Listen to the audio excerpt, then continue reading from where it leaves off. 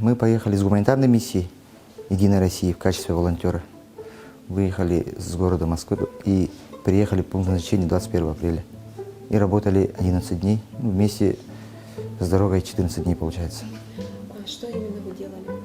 Так, я стоял на талонах, раздавал пожилым инвалидам и льготным категориям, которые прошли фильтрацию.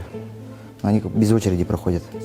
Чтобы талон, то, что прошли фильтрацию. И работали вместе со Следственным комитетом армии России, принимали заявления о военных преступлениях национальных батальонов и заявления об утере имущества граждан Мариуполя и соседних деревень. В такое трудное время, как говорят, волонтерское движение имеет особое значение, потому что сострадание должно быть всегда к окружающим, несмотря на различные разногласия. И люди должны помогать друг другу. Впечатления остались двоякие.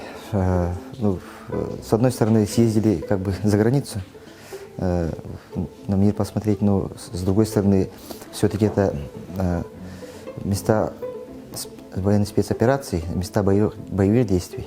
И очень много мирных жителей пострадало от рук вооруженных сил Украины, национальных батальонов.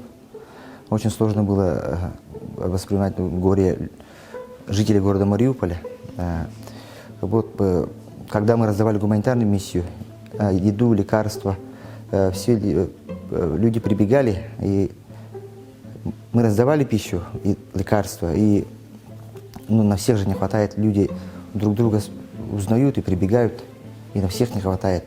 И это было очень больно, когда ничего не хватило.